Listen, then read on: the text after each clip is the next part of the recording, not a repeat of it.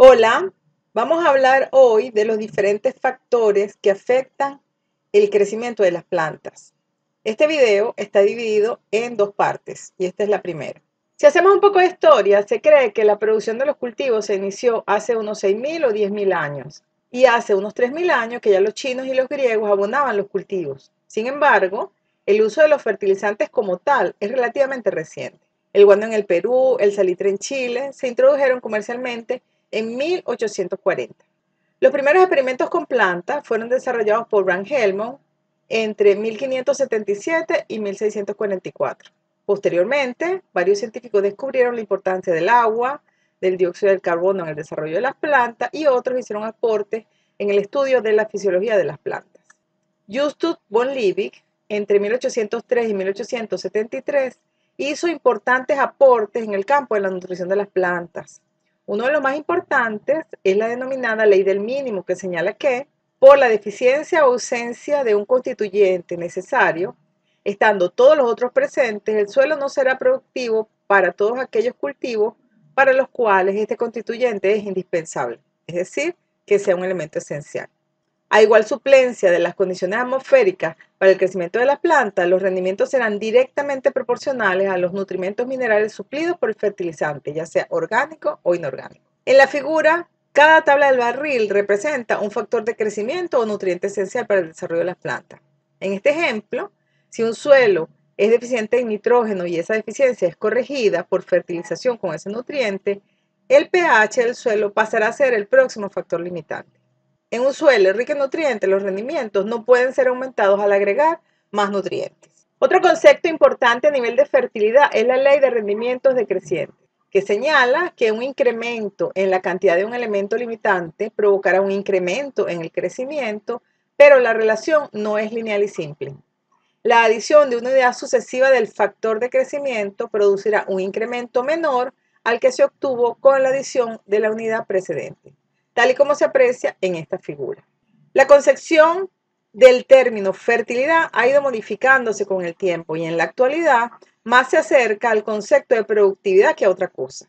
Es decir, lo que ofrece potencialidad nutricional a un suelo no es solo el contenido de nutrientes, sino todos aquellos factores, tanto químicos como físicos y biológicos, que influyen sobre la disponibilidad y accesibilidad de los nutrientes para las plantas.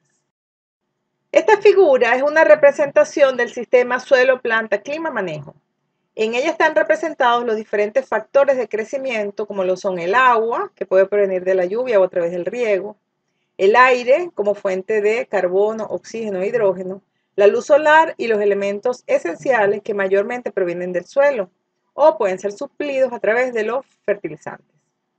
Entre los elementos esenciales para la planta que se absorben del suelo tenemos los macroelementos como nitrógeno, fósforo y potasio, los mesoelementos como calcio, magnesio y azufre y los microelementos como hierro, cobre, zinc, manganeso, boro, molibdeno y cloro, los cuales son esenciales para todas las plantas. También para algunas plantas son esenciales el silicio, el sodio o el níquel. Los macroelementos son requeridos en cantidades relativamente altas. Entre las funciones que cumplen estos elementos, por ejemplo, el nitrógeno es un componente importante de todas las proteínas y forma parte de la estructura de la planta. El fósforo es un componente menor de las proteínas, pero es indispensable para las moléculas que controlan el flujo de energía dentro de la planta, además de ser un componente del material genético. El papel del potasio parece estar más relacionado con el mantenimiento de la concentración salina correcta en la savia de las plantas. Tanto el nitrógeno como el fósforo como el potasio son los que comúnmente aplicamos con los fertilizantes inorgánicos. Y en ellos sus cantidades están generalmente expresadas como N, P2O5 y K2O. Por otro lado, los mesoelementos son necesarios en cantidades mucho menores que los macroelementos. También se les llama nutrientes secundarios. Los microelementos consisten de elementos necesarios pero en muy pequeñas cantidades y también se les denomina oligoelementos. En otras clases vamos a hablar en detalle de cada uno de estos elementos esenciales.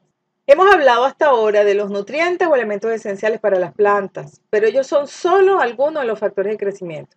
En esta figura se puede apreciar un incremento en los rendimientos de las plantas a medida que aumenta la fertilidad de los suelos, sin la presencia de factores negativos. Eso lo vemos en la primera curva.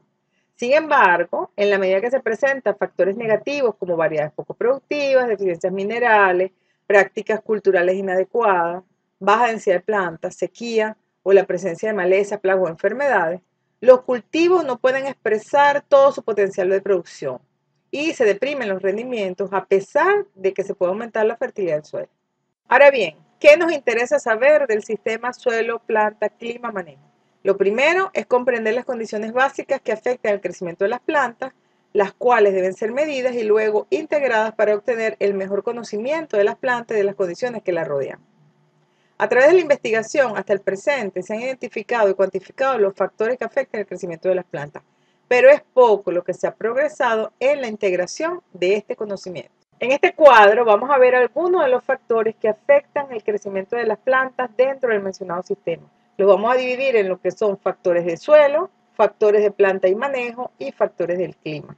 Entre los factores de suelo tenemos, por ejemplo, la pendiente, erosión, la profundidad del horizonte superficial, el contenido de materia orgánica, de arcilla, contenido de nutrientes, la localización del suelo dentro del paisaje, densidad aparente, estructura, textura, el material parental que le da origen al suelo, el pH, capacidad de intercambio catiónico, afectación por sales, entre otros.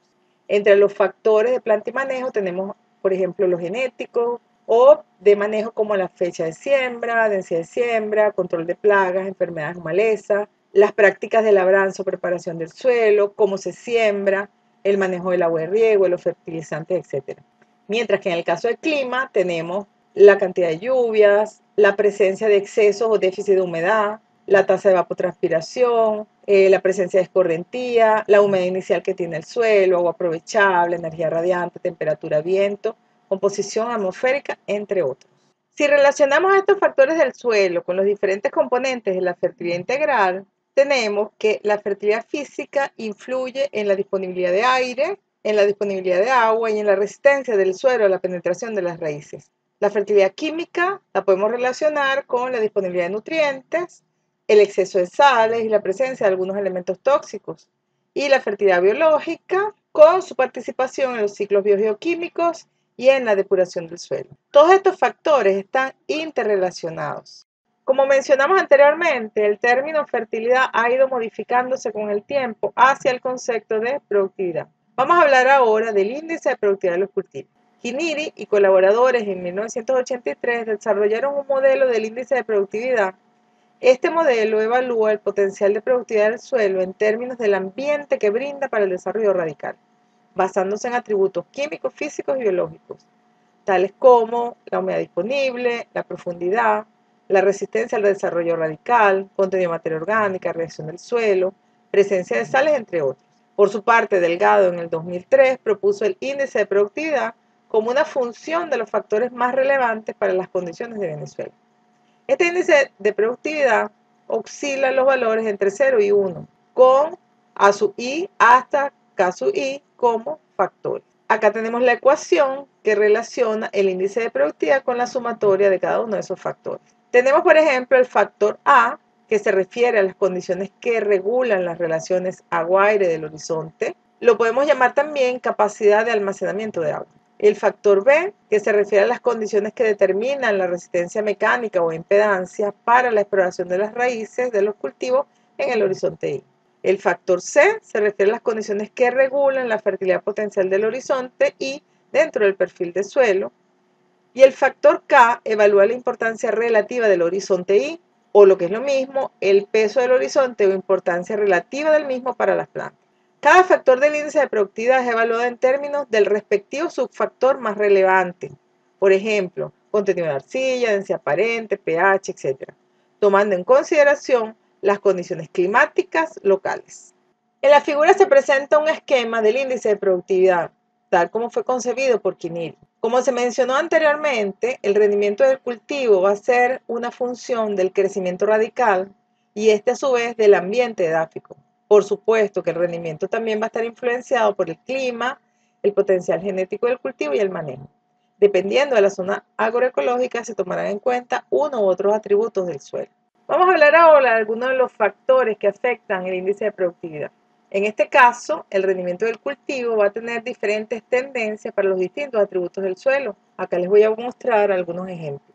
En esta gráfica tenemos la relación entre el rendimiento del cultivo y el subfactor contenido de materia orgánica del suelo. La tendencia de la gráfica es más es mejor. Esto quiere decir que en la medida que aumenta el contenido de materia orgánica del suelo, aumentan los rendimientos. Esto es cierto en el caso de suelos minerales. En el caso del subfactor pendiente, la tendencia es menos es mejor. Es decir, que en la medida que el suelo tiene una mayor pendiente, se ven disminuidos los rendimientos del cultivo. Esto lo podemos asociar a mayores pérdidas de suelo por el proceso de erosión. En el caso del subfactor densidad aparente, existe un valor máximo, es decir, los rendimientos son mayores a un valor de densidad aparente, en este caso 1,2 gramos centímetros cúbicos para su clase textural. Por encima de este valor, los rendimientos se ven afectados por la compactación y por debajo posiblemente se ven afectados por una baja capacidad portante del suelo, lo que pudiera producir pérdidas de planta por acme y afectar el rendimiento. En el caso del subfactor pH, la tendencia es que los máximos rendimientos se presenten en un rango de valores. En este caso se corresponde al rango de pH cercano a la neutralidad, donde existe la máxima disponibilidad de nutrientes y los mínimos efectos tóxicos. Lo mencionado anteriormente se puede apreciar en esta figura que relaciona la disponibilidad de nutrientes con el pH del suelo. Fíjense que en el rango cercano a la neutralidad es donde hay la mayor disponibilidad tanto de macro como micronutrientes. En la medida que nos vamos a los valores extremos podemos tener excesos de algunos y deficiencias de otros. Esto era todo lo que le tenía que decir por ahora. Gracias por su atención.